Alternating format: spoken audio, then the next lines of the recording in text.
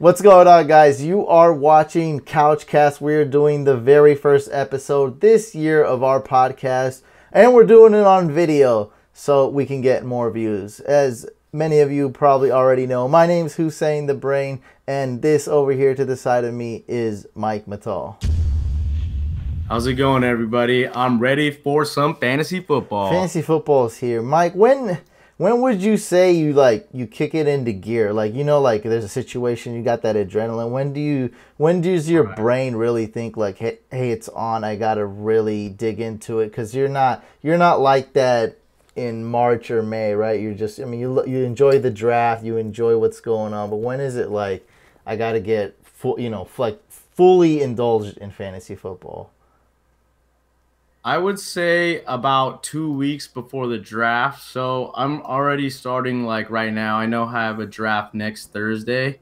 So I know now like I have to cram at least, to get caught up with everybody else. You always want to have the edge. I genuinely enjoy drafts. Like drafting is the best part of the league for me. So something I really, look forward to, and just the act of drafting and getting better at each draft than the one before. So I'd say about either 1.5 to 2 weeks out. Generally, I'll start cramming for Yeah, I'm really season. stepping it up. Like last year, I wanted to get more into auction drafts just because the people want to see that. They want more info on how to draft in an auction league.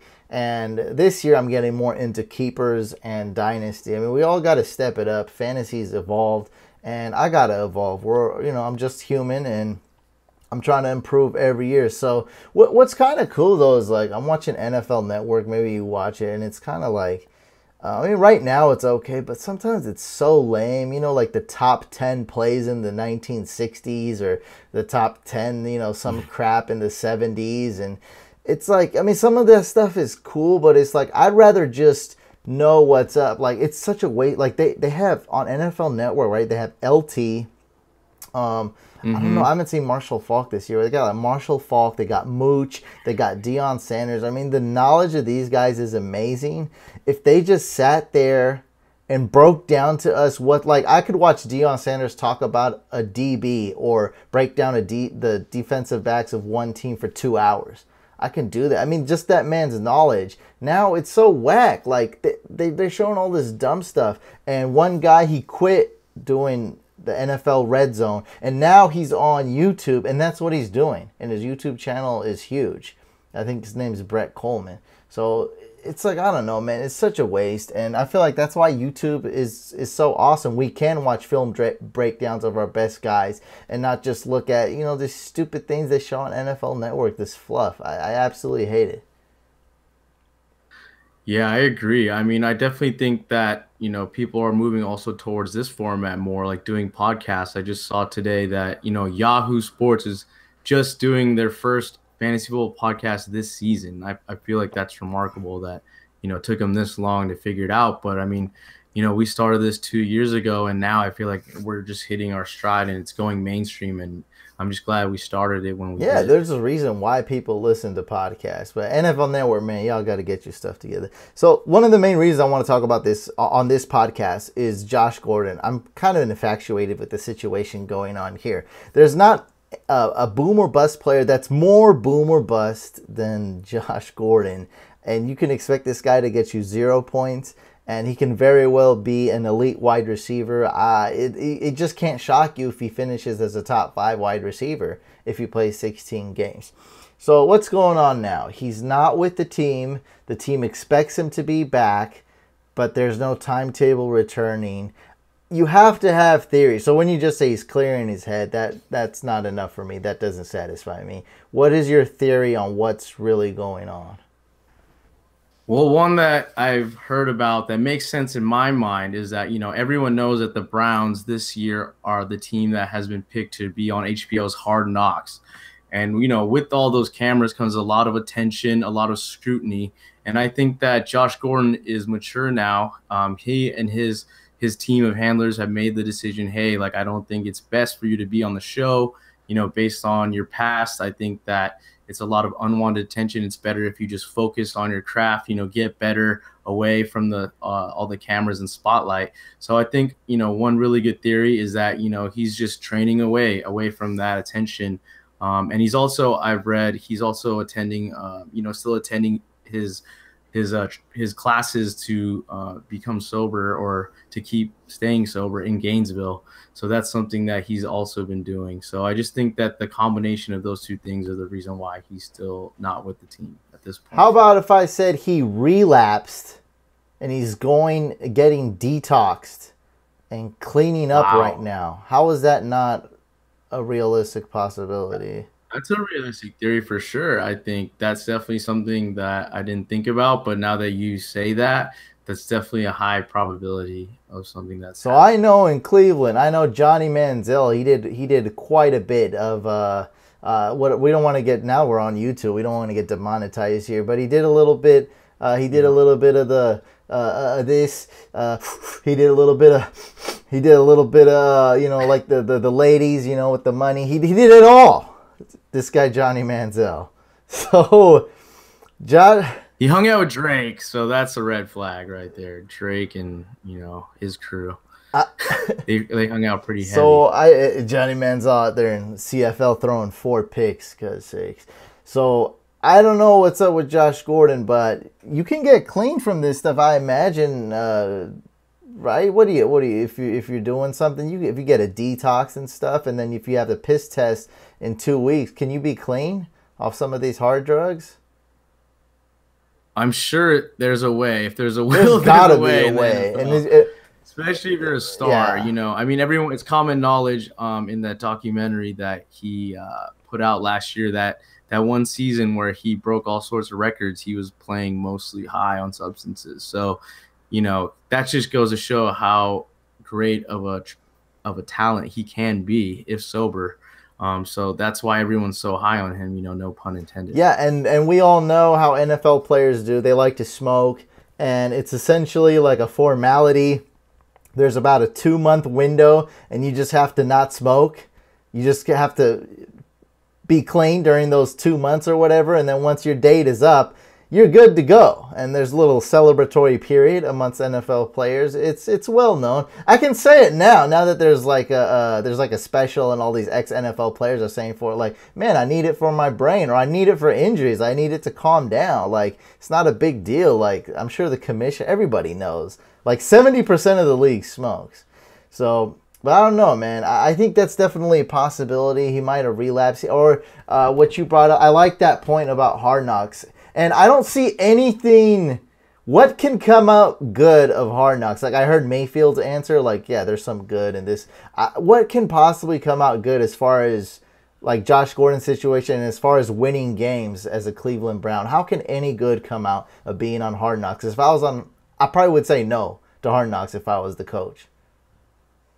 Well, the only reason that I think a team like the Browns would be on Hard Knocks is to gain more fans and to expose the Cleveland Browns brand to a larger fan base. I mean, that would be the only beneficial reason from a marketing standpoint, selling more tickets. Like every NFL team needs help selling tickets and growing their, existing fan base and brand awareness. So I think, it's going to cause a lot of buzz. People will be talking about the Browns, whether for good or for bad, but it's just something that, comes with the territory when you put cameras around a team. And like I think Hard Knocks, as far as buzz, I think it worked out every year for me.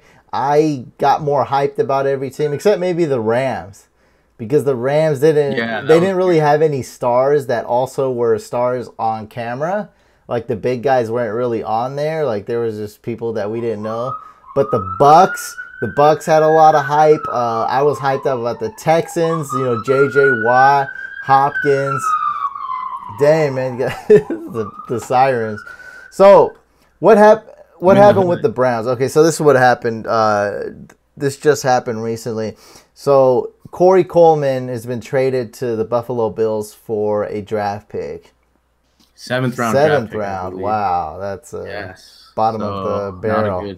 Well, that guy's only played a few games. So, Coleman going to the Bills, people ask you, okay, so how does this affect this? And I was like, this is a long-term thing because there's so many factors that you have to consider. So as of right now, yes, the rookie Antonio Callaway, I think that was a Browns 5th-round pick. He gets a boost. So they probably like what they're seeing out of him, and they're probably like, hey, this guy's probably going to stay on the field. He's not going to get injured. Jarvis Landry, who I drafted in the Instagram Experts League, he gets a boost, all temporarily. Duke Johnson, though, he might be playing the slot a lot. He might be being like a real receiver. So he might get a slight boost, especially in PPR leagues. But this also could mean that they're making room for Dez Bryant. So Dez Bryant is reportedly been interested in the Browns. Browns have been interested in Dez Bryant. I don't know. When I see this, I feel like it's not going to happen when I see that they're interested in each other. What do you think? The Browns signing Dez Bryant, is that realistic? I think it's realistic. I mean, if there's any doubt on Josh Gordon's part, I mean, if there is a doubt that he comes back in time or he misses too much time, Dez Bryant is a great insurance policy for that. And I think, I mean, they can obviously get him on the cheap. There's basically no market as of right now for Dez Bryant. I believe he's basically 1 foot out of the league. So I think he should definitely consider signing with the Browns, playing on a 1-year prove-it deal.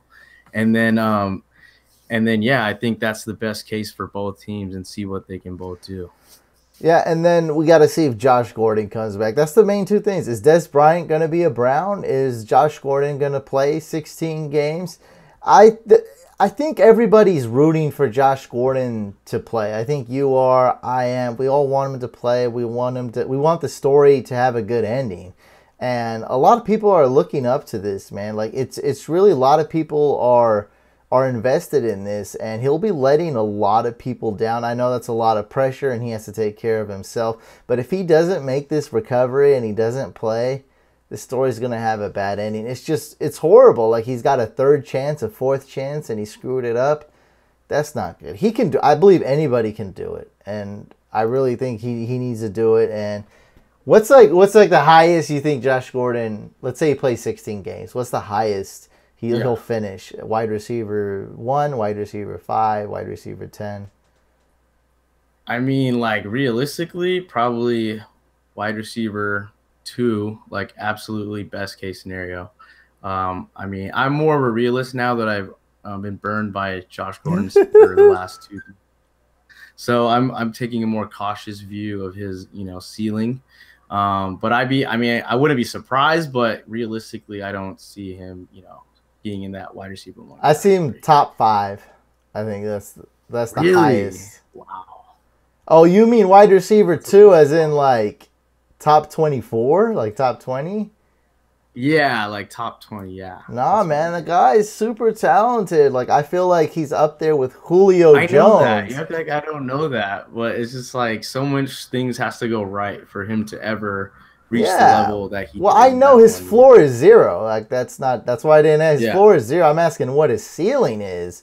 I thought you meant I thought you meant up there with AB and Hopkins. I'm like, dang, that's pretty high. No. Wide receiver 2. You're crazy, man. I think he could be up there with right up there with Julio Jones and Odell.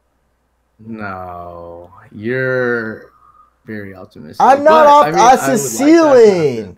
That's his ceiling. Okay. I didn't draft the guy. I'm not crazy. I don't want to take that risk because I know his floor is 0. So I'm not drafting him. I think that's around.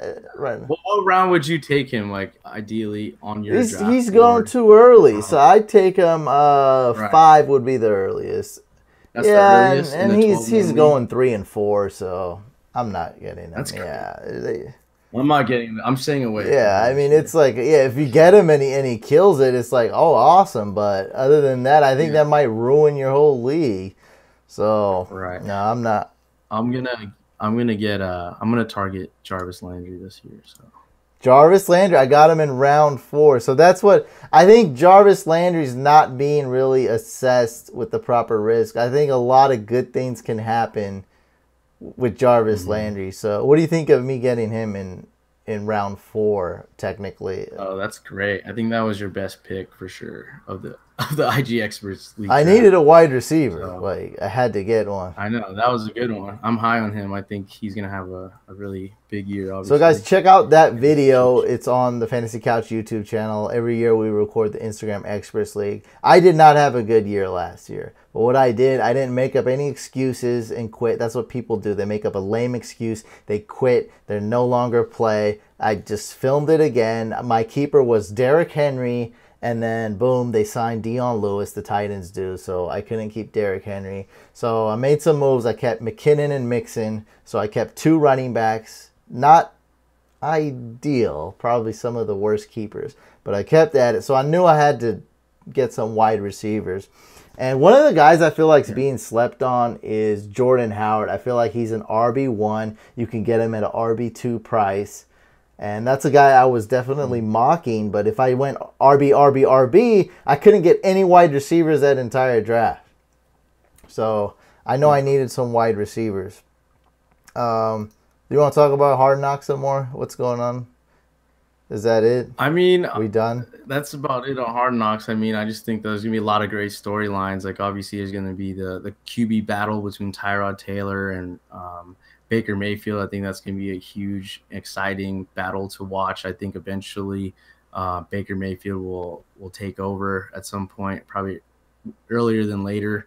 And then obviously the new members on the team, Carlos Hyde, who else? Jarvis, new GM, I believe, as well. The new rookie, Antonio Callaway. So there's going to be a lot. And if Dez is on the team, obviously that's going to bring a lot of drama as well.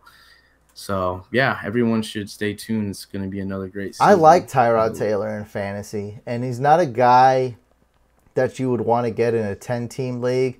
But in deeper leagues and dual quarterback leagues, I love Tyrod Taylor. And that's another point I want to make, is that the QB position is so deep. And some people are like making fun of me of Tyrod Taylor, but some people were, and I was saying not to draft Tyrod Taylor last year, and now I'm telling people to draft him because you can get him as a last pick. And let's say Mayfield does. I think Tyrod Taylor is going to start for a long time this year. I think that's a smart move to make, because there's no need.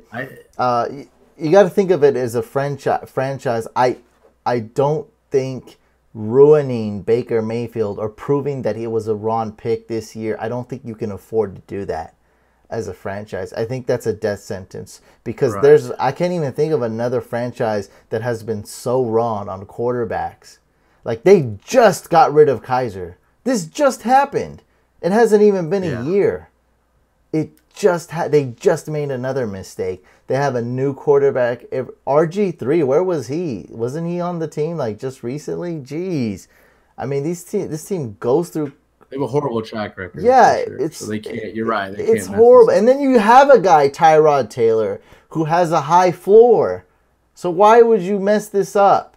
So there, but I'm not oblivious though. There's a really good chance Mayfield could start this year, and if he does, I don't think it's going to be right away. I just don't see any reason to, unless everything falls off a cliff. Yeah, I mean, and you want to put in Mayfield, yeah, but anyway, I think you draft Tyrod Taylor late, especially in those deep leagues and dual quarterback leagues. If it doesn't pan out, you just drop him and stream quarterbacks. Tyrod Taylor's going to be good. He's been really good when he hasn't had weapons. Now he has Jarvis Landry, David Njoku, Duke Johnson, 2 other running backs. Maybe Josh Gordon's there. He's got so many weapons. He's going to be successful. This team's made for him. He's going to be successful there. He's not going to be great every week, but he's going to have that high floor. He's going to finish top 11, top 12 quarterback each week. I think that's an excellent QB 2 for your squad. There's so many quarterbacks this year. I'm really high on Patrick Mahomes.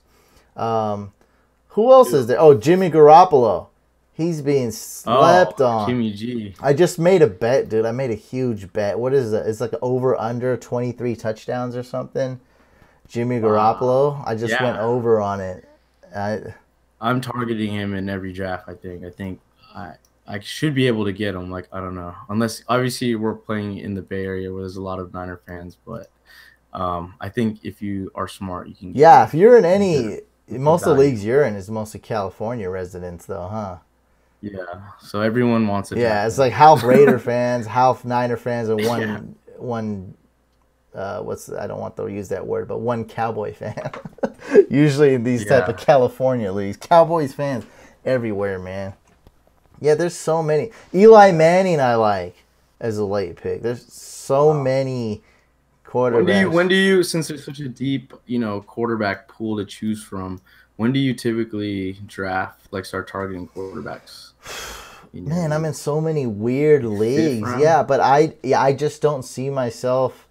In a best ball league, I took Aaron Rodgers in the fourth round, and Oh that was wow. very early for me. So he's typically going late in the third.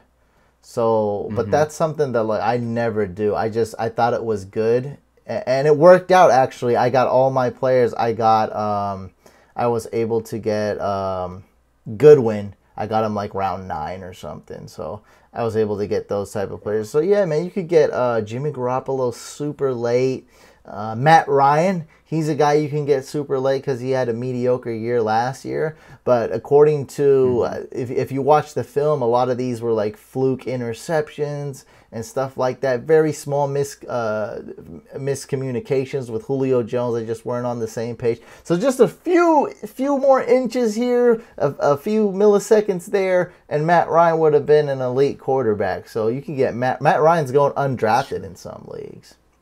Wow, that's Yeah, crazy. there's I would just never so think many that. quarterbacks, and then wide receivers. Man, I posted today that Marquise. You see that Marquise Goodwin video I posted? Yeah.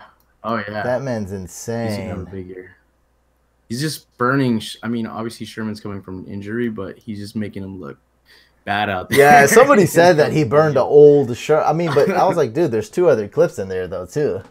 Like it's Yeah, Sherman turns it up. I feel like he's not playing. I mean, obviously full yeah, but speed. that's just one of the 3 clips I post. It's not like there's only one clip Yeah, of Goodwin. Like he's burning everybody. He right. burnt the Patrick Yeah. Peterson and Tyrod Matthews. He burned whoever else was guarding him on that out route. So he's tearing it Mm. up. And man, he's got Jimmy G throwing in the ball. So I think Oh, I he's think ready. Goodwin is probably the best value wide receiver you can get. I think so That too. this is what so with quarterbacks I didn't really give you an answer because it's basically like you can wait. It just depends. Like if you want Right. Patrick Mahomes, Yeah. you can draft him. You can get him. If you want Jimmy Garoppolo, you can probably get him. I got Andrew Luck. I Yeah. got him pretty late in the Instagram Experts League. I felt like I think Yeah. it was the end of the 6th or something or seventh round, something like that. I love that. He's back. He's got a way better O line. But wide receivers, this is what I'm telling everyone to do. You draft either one, elite as in like super elite, like one of your favorite, if not your favorite wide receiver. So you get that number one wide receiver that you absolutely love, and then just wait on wide receivers. You don't have to draft a wide receiver for a long time. Or you draft 2 really good ones. Okay, and then you wait. There's really no reason to keep drafting wide receivers. There's no reason to draft 3 wide receivers in the first 5 rounds. That's what deep means. Deep doesn't mean just don't draft one or this or that or oh I don't believe it's deep. I need this. Deep just means that hey, you can get one. So I go get Hopkins, let's say, and then I can wait. And I used to draft Goodwin, and people made fun of me. I'm like, Goodwin, yeah, I mean, he's more of a wide receiver 3, but I believe he's going to be wide receiver 2, and I could start him as a wide receiver 2 as long as I drafted like a guy like Kelsey, as long as I'm good with running backs, I'm good. So wide receivers, man, they're super, super deep. Another guy I like is Lockett. You think Tyler Lockett's going to get some Tyler Lockett. targets with Paul Richardson and Jimmy Graham gone? Yeah, I mean theoretically, I mean I feel like he's always been a boom or bust type player who can take the top off of defense, but he's always had injuries every year. So if he could just stay healthy, I think there's huge opportunity for him in that offense. He should be a pretty consistent player if he's getting the targets that I predict he'll Okay, get. really quick. Is Josh Gordon going to play this year? Yes, More for like sure, 16 games 100%. than 0, right? Yes, I mean obviously not 16 games, Obviously but not. See, is he I going to would play say or not? I would say at least 10 So games. he'll play basically a full season. Yeah, more than half of the games. So Yeah. wait, what are the games he's not going to play? Is that like injury or is that?